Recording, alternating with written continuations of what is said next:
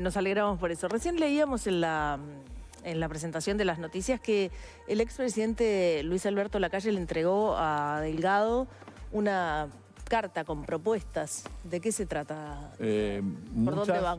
Nosotros tuvimos una reunión preliminar antes de lo protocolar de los discursos, en donde estuvimos hablando un poco toda la estructura que es necesaria hacer en el partido. Por ejemplo, nosotros en el interior tenemos pequeños directorios, se llaman comisiones departamentales, que son de 15 miembros, hay que convocar las convenciones, elegirlos, y hay una instancia intermedia que es entre los 500 convencionales que fueron electos en la elección interna y el directorio saltamos de 500 a 15. Y en el pasado reciente hemos inventado la necesidad de la comisión delegada, que son 50 personas que son electas por los convencionales para tener una discusión interna mucho más fluida. Porque ¿son 50 delegados a nivel nacional o departamental? A nivel nacional. A nivel nacional. Son 50, que de alguna manera no sustituyen a la convención de 500, pero es un ámbito de mejor discusión. Los 50 personas referentes del Partido Nacional en todo el país se eligen. Generalmente queremos que sean sus principales dirigentes, intendentes, diputados, ediles, alcaldes, en fin, la estructura política para que la discusión sea más fluida dentro del partido, y eso son todas cosas que tenemos que hacer para adelante. Dentro de esas cosas hay una serie de ideas que siempre nos hace Luis Alberto Lacalle Herrera, que es muy proactivo. A mí me mandó también la carta porque se la había dejado a, no importa quién fuera el electo, ¿no? Antes de que fuera electo la dejó para quien sea. Y como pertenecemos al mismo sector, me ha alcanzado, y muchas de esas ideas fueron las que planteé en esa reunión preliminar de la necesidad de armar al partido. Comisión de Ética, de Derechos Humanos, Comisión de Asuntos Políticos, comisiones que hacen la vida, asuntos sociales, que no estaba funcionando bien, en fin, una serie de cosas que tenemos que ajustar dentro del partido. Comisión de Ética, que bueno, que ya funcionaba y que ha tomado algunas decisiones además. ¿Qué es lo que no está funcionando bien? No. Generalmente cuando se aparece un directorio se ratifican sus miembros o algunos ya están cansados y se quiere ir. Claro. Y tenemos que tener un mismo nivel de imparcialidad. Han sido ex jueces que están vinculados a nuestro partido. Está el doctor Lombardi, está Guido Berro. Hay gente de mucho prestigio en el partido que la forma, porque bueno, nos analiza y nos juzga éticamente, o sea, es una comisión muy importante para el Partido Nacional y ha tomado decisiones trascendentes, y por lo tanto tenemos que tener muy fortalecida la misma, ¿no?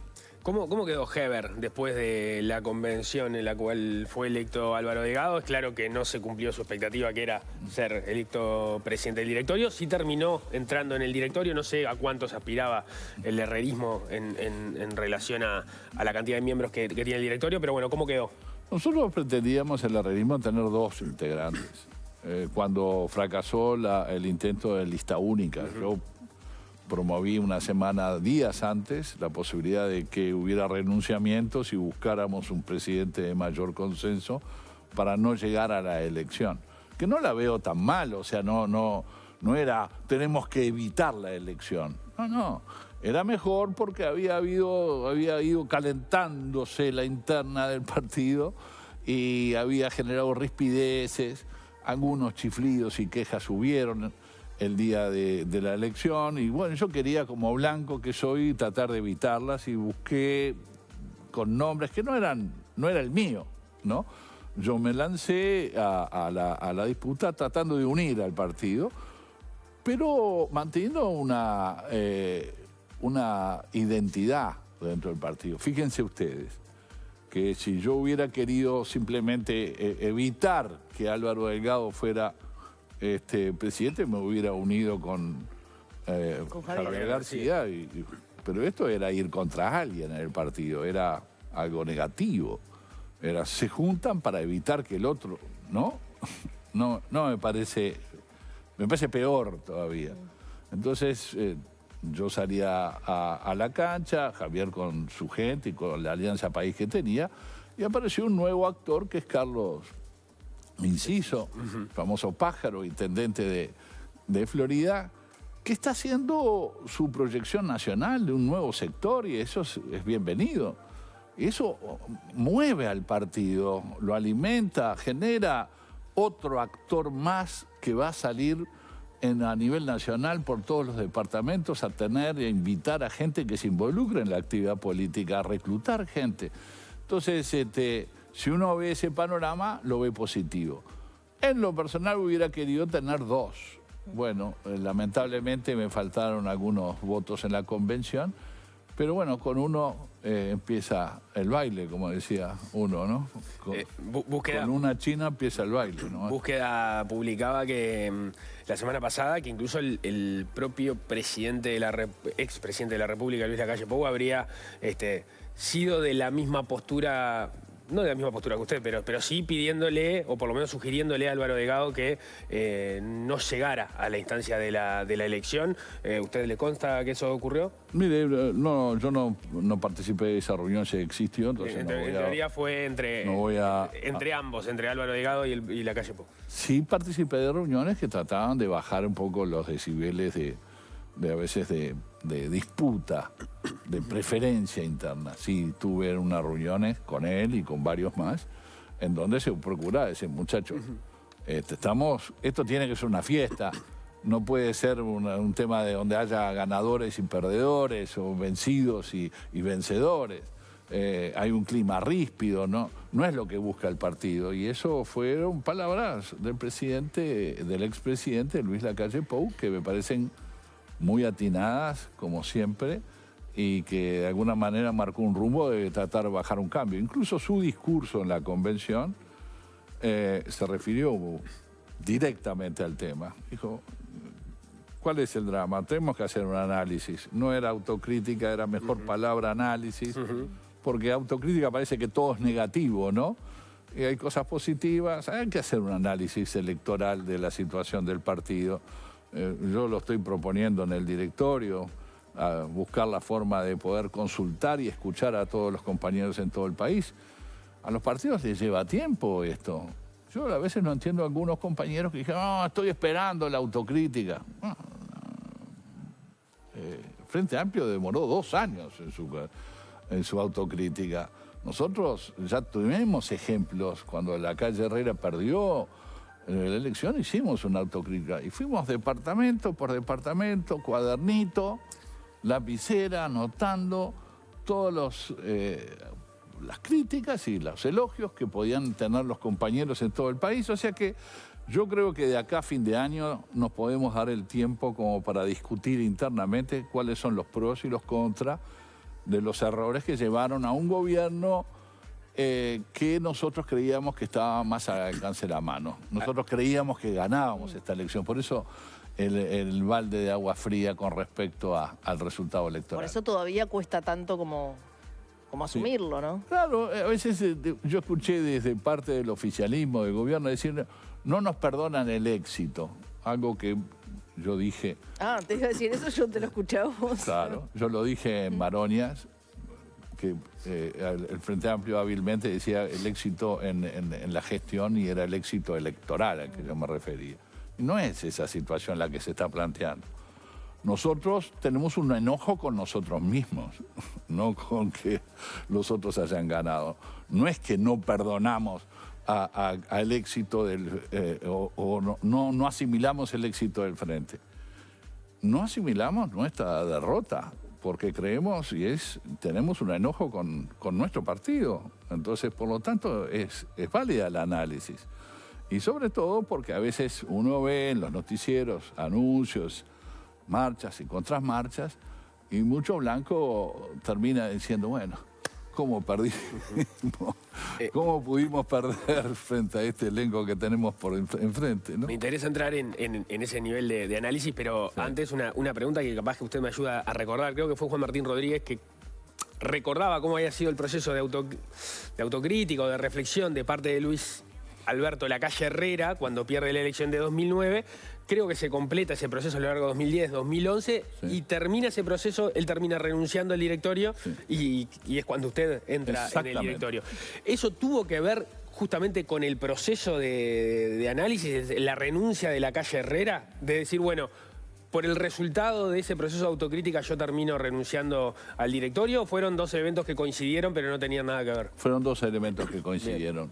Porque la autocrítica o el análisis lo habíamos terminado y después vimos que en el partido su figura no terminaba de ser un gran cuestionamiento. No por la elección, sino por la trayectoria que había tenido Luis a lo largo de todos estos años y creo que hizo muy bien a Luis Alberto Lacalle Herrera al renunciar. Agregó otro que generó también un gran problema que dijo, fue el discurso más corto que escuché de él en su vida política, fueron 20 segundos. Porque dijo, renuncio al directorio y además no voy a ser candidato en las próximas elecciones. Dijo en las actuales circunstancias. No, eso fue en otra oportunidad. Okay. Ahí dijo que no iba a ser candidato.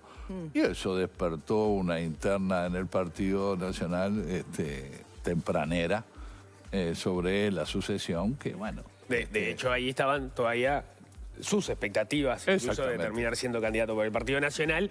Nadie tenía los planes que de manera tan temprana Luis Alberto porque en la actividad Lacalle Pou iba a terminar emergiendo como apareció por el costado y nos dejó parados a todos. Sí. Lo cierto es que en la actividad política uno aspira a tener, en el buen sentido, poder para transformar, ¿no? Entonces, un político nunca apuesta a los 5 o a los 10, apuesta a la cabeza. O sea, para hablar en términos futbolísticos, para que me entiendan bien, uno quiere patear el penal, se tiene fe para patear el penal. Ahora, si le errás, no podés quejarte que la tribuna te chifle, ¿no? Ahí mismo quería ir, a la tribuna que chifla, porque es verdad que en la convención fue un evento puntual, no tan largo, fue un momento, el momento del anuncio de Delgado como presidente del directorio. Bueno, hubo gente que se molestó, pero que ya venía molesta en realidad, no fue del momento. ¿Eso pudo haberse evitado de alguna manera? ¿O era algo inevitable? Bueno, la gente quedó enojada con la elección. Sí, la gente quedó enojada con la elección, Paula. Pero también es cierto que fueron pocos, tampoco fue generalizado. Fue incluso gente que no era convencional, porque ya a esa altura se había disuelto la convención, eran militantes. Y existe, naturalmente, en todos los sectores, fanatismos que tenían una expectativa. La elección la gana por muy pocos votos, 18 votos.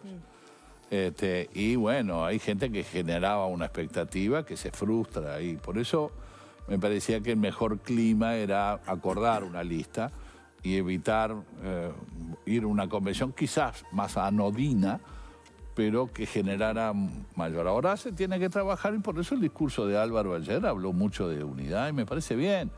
Fueron buenos anuncios los de Álvaro y creo que él lo sabe hacer muy bien. Él es un gran operador político, Álvaro Delgado, y por lo tanto me parece que puede hacer una gran gestión y nosotros lo tendremos que ayudar porque ya las elecciones pasaron, incluso la del directorio, ya está.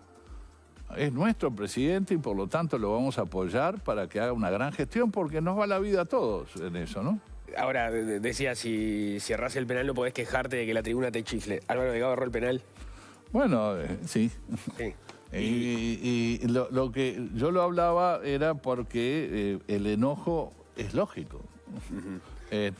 Y bueno, y ese es el análisis que tenemos que hacer. ¿Y Lacalle Pou erró el penal? También.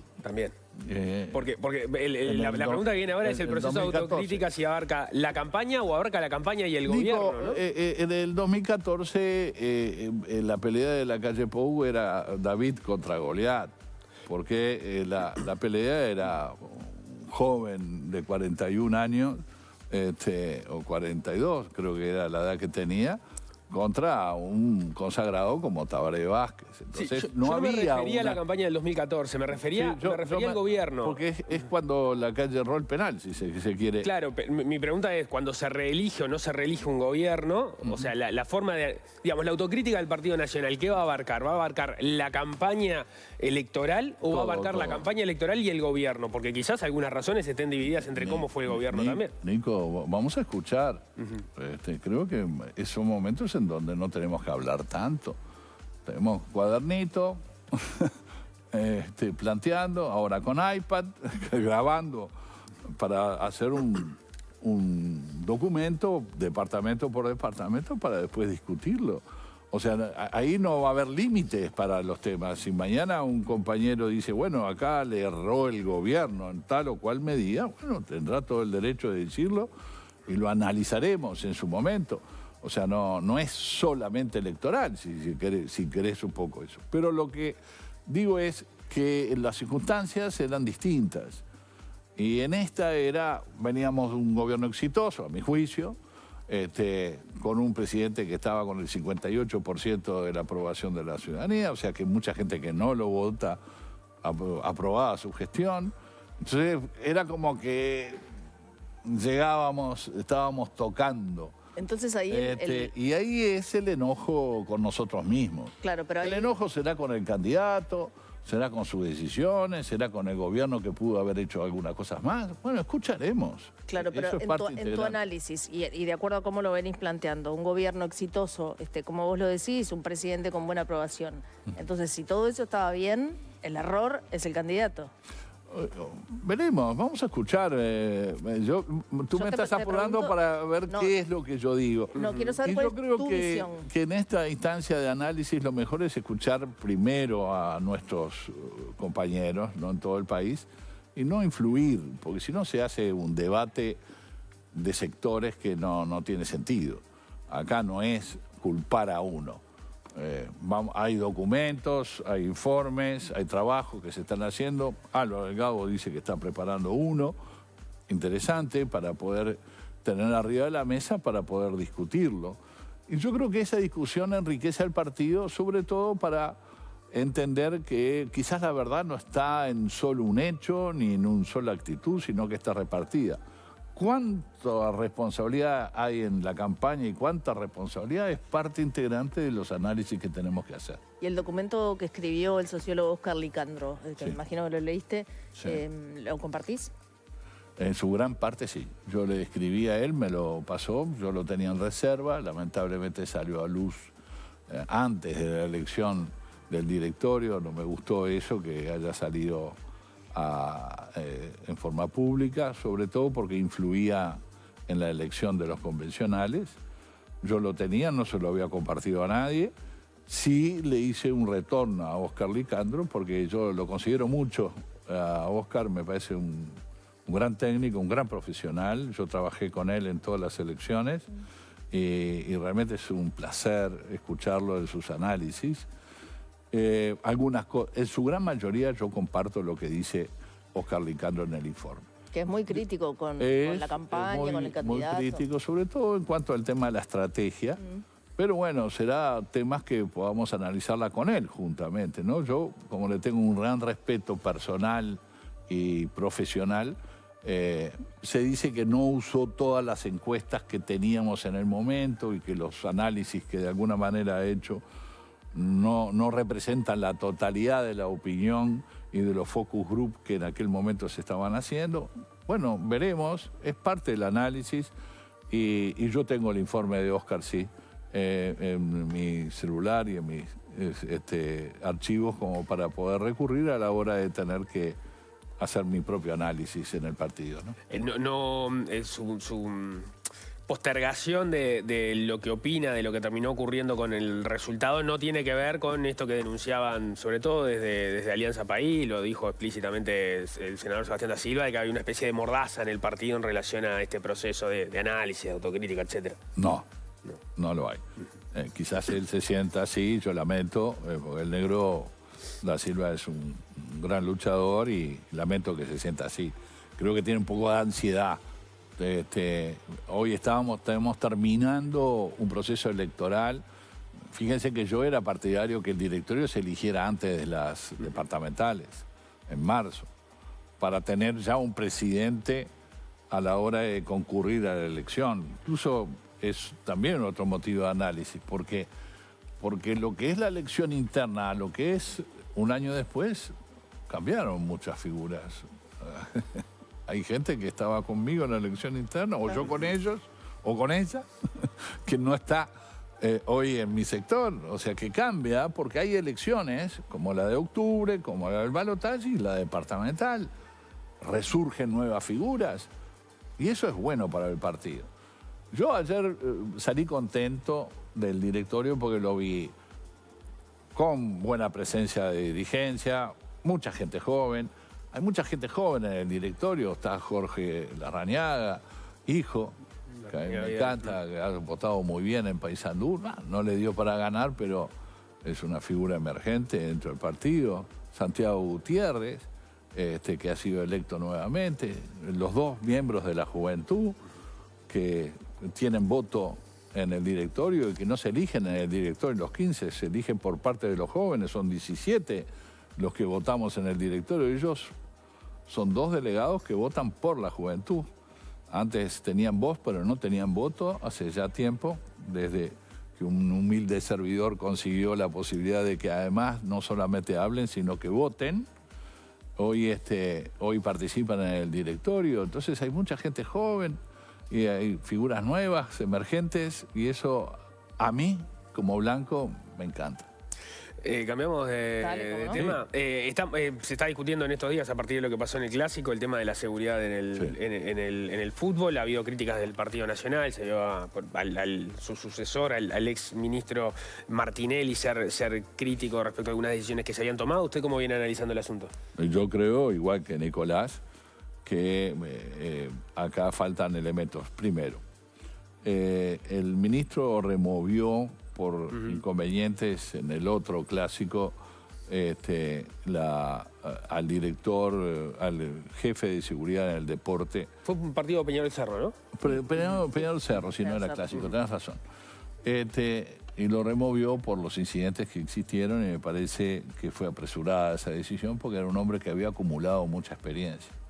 Dentro de las experiencias que había acumulado, en febrero terminó, después de un largo proceso, Nicolás Martinelli, hablando con la AUF y hablando con las distintas instituciones que tienen que ver con la seguridad del deporte, la posibilidad de la creación del evaluador. Lo dice en un Twitter hoy. Se preguntaba qué rol estaba jugando. Yo no participé en mi etapa del ministerio, eso lo hizo y lo llevó adelante Nicolás Martinelli, pero era muy importante porque el evaluador era el que venía evaluando la necesidad o no de intervenir en función de que se estaba caldeando el ambiente, sobre todo a nivel de las tribunas. Entonces me pareció que fue una lástima que el ministro responsabilizara al director de seguridad en el deporte con una experiencia acumulada que en realidad lo estaba experimentando ahora. Fíjense que en febrero él instrumentó ese acuerdo entre todas las partes como para poder tener los clubes, la AUF, el Ministerio del Interior, generar mayor nivel de seguridad en el deporte. Y es malo volver para atrás cuando hay un proceso de trabajo. Dejar trunco un trabajo que se venía haciendo y bien. De todas formas, según recuerdo de los últimos clásicos, el problema de los fuegos artificiales y las bengalas en los clásicos se venía dando. Vimos jugadores que se cayeron al suelo porque les explotaban bombas al lado. O sea, no es algo tan distinto a lo que se vio ahora. Lo que pasa que la consecuencia fue mucho más grave. Yo no estoy planteando disputas de gestiones, ¿no? Gestión de Martinelli o mía contra la gestión de Carlos Negro. No, me parece que Negro debería haber continuado lo que se venía. Pues son profesionales, yo ni sé qué opina el señor director que estaba al frente de seguridad del deporte. Era bueno, estaba con información, conoce el tema de las barras, conoce quién está moviendo, conoce a veces el delito que existe atrás, conoce, bueno, tiene toda una información acumulada que no es bueno perderla. Ahora, con todo eso Él que... puso a otra persona que hace 5 años estaba trabajando en el hospital policial. Entonces, el argumento de Negro era que quería tener una persona que tuviera más experiencia en operativos. Bueno, si estaba en el hospital policial, no me parece que sea una persona que tenga mucha experiencia, por lo menos hace 5 años, no estaba participando de operativos. Y esta persona para mí era, la que estaba al frente, era la más indicada. Pero bueno, no me gustó las manifestaciones de Negro diciendo que todo salió perfecto. No, no. Fallamos, y digo fallamos, no fallaron, ¿no? Nuevamente en los controles de acceso a la tribuna, porque las bengalas entraron. Y ahora son bengalas de barco, ¿no? Sí. Ya no es una bengala que cae ahí cerca, atrás del arquero, no, no. Digo, estamos con un policía con problemas, que ha perdido lamentablemente un testículo, fue operado, la bengala le dio en el cuerpo, está todo quemado, y otro también herido. O sea, no puedo decir que fue un éxito porque fallamos en los controles de ingreso, porque hubieron bengalas de barco en un lado y otro. Pero esta salió de Colombes, o sea, salió de lo que yo repudio, que es la violencia a estos niveles, la violencia en todo sentido.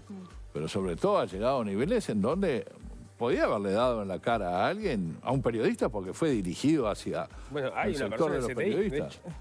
Sí, y otra persona herida, y entonces no puedo calificar de éxito.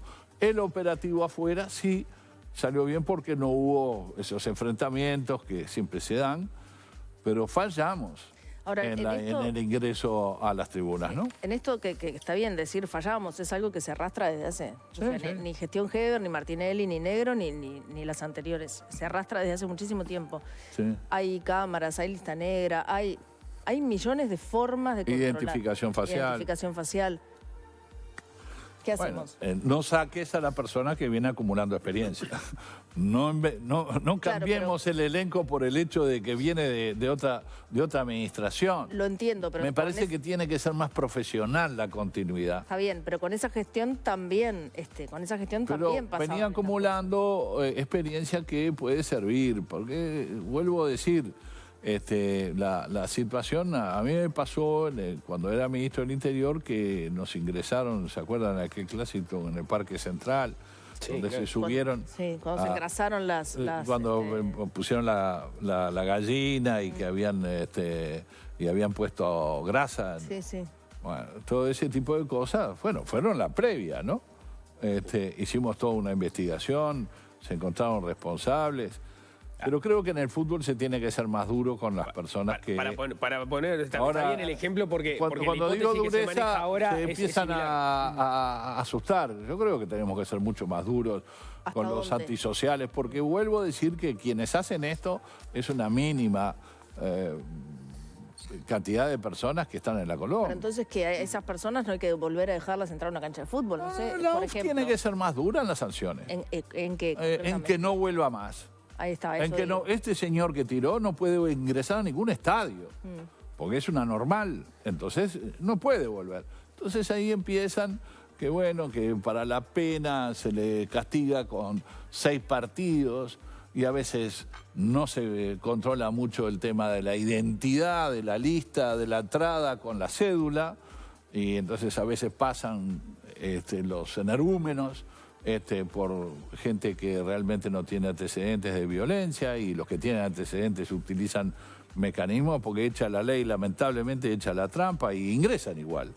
Entonces me parece que la tecnología ahí nos tiene que ayudar mucho, y la identificación facial y la inteligencia artificial tiene que advertir mucho más, mucho antes, mejor dicho, que el ingreso de esta gente al estadio. Y tienen que ser mucho más duros, así fue en Inglaterra. Los actores del sacaron fútbol a los hooligans, ¿no? Ustedes los actores del fútbol están colaborando debidamente. Usted mencionó el caso de Nacional en su momento. Ahí no recuerdo bien cómo terminó la investigación, pero entiendo que las cosas que se ingresaron se hizo antes de que el partido comenzara. Acá hay una hipótesis similar respecto a las bengalas. Después lo terminará determinando la investigación que está realizando el Ministerio del Interior. Pero da la impresión de que no es solo la persona que tira la bengala, sino que de alguna forma se vulneran los controles, ¿no? Sí, lo que pasa es que hay una experiencia acumulada. Nosotros se nos paró la caravana que estaba custodiada. ¿Te acordás que ingresaron gente que no había sido vigilada y controlada por la policía a lo largo del camino? Se subieron a los hombres. Bueno, por eso digo, esto no había sucedido antes, sucedió esta vuelta, entonces no sucedió más. Ahora, ¿Por qué no sucedió más? Porque, bueno, nos hicieron un agujero, nos hicieron un gol en ese sentido toda esta gente. Entonces, no volvió a suceder. Y el Estadio Centenario ayuda todo su entorno, el Parque Central no tanto, por esa densidad de población que existe en sus calles alrededor del estadio, pero el Estadio Centenario ayuda a que el despliegue policial sea mejor y que podamos atajar. Por eso los clásicos es mejor hacerlo con hinchada de los dos cuadros, pero en el Centenario me parece el mejor escenario para cuidarnos de los violentos. E ir eliminando los mismos, prohibiéndole ya definitivamente, ya no por 5 partidos, por 5 clásicos, no. El que tiró la bengala tiene que tener no solamente una pena porque cometió un delito, sino que además no puede ingresar más a un espectáculo. Heber ahora está en el Senado, puede ser un proyecto de ley para... Sí, exactamente. Por ejemplo. No todo es ley, porque esto es las penas que la AUF me parecen muy livianas. Algunos dirán, no, Heber siempre con la dureza. Bueno, pero nosotros tenemos que generar un poco de represión al delito en este caso, porque ahí se aplica claramente que vamos a comprender la situación de porque tuvo una infancia problemática y eso lo genera un trauma y que lo lleva a delinquir y a ser lo violento que es. No, yo creo que tenemos que erradicar porque nos está cambiando el fútbol. Yo voy, hace muchos años que no voy con mi familia al fútbol. Cuando juega la selección, sí. Ahí no pasa nada. Vamos con mucha tranquilidad, ¿no? ¿Por qué? Porque no hay enfrentamiento y no hay violencia, no están los violentos. Tenemos que cerrar, pero breve. Sí. Antes, usted de alguna forma no, explícitamente cuestionaba la decisión de Negro de no continuar con esa línea que se había marcado en el periodo anterior. Lo cierto es que Negro no llegó, parecería, con una vocación refundacional. Hubo muchas continuidades. De hecho, ese era un jerarca que se había mantenido, después se lo sacó por ese problema concreto y hubo otras decisiones de continuidad. El caso de Diego Sanjurjo es uno de ellos que ganó mucho protagonismo con usted como ministro del Interior. Ahí se anunciaron recientemente una serie de cambios en la medida de avanzar, superando el trabajo que venía haciendo el Observatorio de Violencia y Criminalidad. Se entiende que tiene que mejorar en la información que se propone y los elementos de análisis que pone arriba de la mesa para la discusión de las políticas públicas en torno a este tema. ¿Usted cómo ha visto esas decisiones? Bien, nosotros veníamos hablando de esto con Sanjurjo antes. Lo que pasa es que nosotros estábamos con fuego cruzado, porque cuando lamentablemente murió Jorge Larrañaga, al poco tiempo que asumí, tuve una interpelación por parte de Lucía Echeverri, la actual ministra de Transporte y Obras Públicas, porque se me había escapado un preso de Concar. Y ya lo habíamos agarrado. Pero la discusión en el Parlamento era si era por la puerta o por el tejido. Y yo decía que era por el tejido. Y la gente de la oposición entonces, Lucía Echeverri, decía que era la puerta, por lo tanto había corrupción policial. Una hora se escapó uno y se escapó por la puerta. Y no hay interpelación, ¿no? Eso es con el nivel de enfrentamiento que tuvimos que lidiar en el pasado. Entonces teníamos un cuestionamiento permanente y cambiar las reglas del observatorio del Ministerio del Interior implicaba un cuestionamiento muy grande a que estábamos manejando las cifras y lo que queríamos, lo quería Jorge, lo quise yo, y lo terminó haciendo después paralelamente Nicolás Martinelli, generando un poco esta otra forma de medir, era ir cambiando, pero que no se tomara como que nosotros queremos cambiar para maquillar los números. Asimismo, era la misma gente que había elegido Bonomi y que tenía el mismo sistema, decían que maquillábamos. Entonces, era horrible. Entonces no teníamos un parámetro de discusión objetivo como para decir, ¿bajan o no bajan los delitos? Bajan. Ah, no, están mal los números. Pero si son la misma gente, el mismo director y los mismos técnicos que pusieron ellos en la época de Bonomi. ¿En qué cambió? Nada. Entonces, ya Diego me decía, Sanjurjo, que era un mal método, que teníamos que incluso hacer las encuestas de victimización.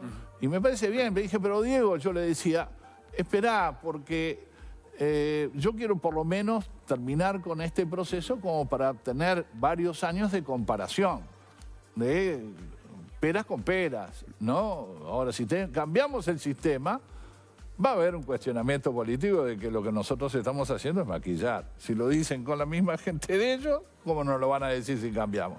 Entonces fuimos demorando. Y Nicolás en el último año lo empezó a instrumentar al punto tal de que quedó instrumentado. Y me alegro que Negro lo continúe en ese sentido porque me parece que eso mejora.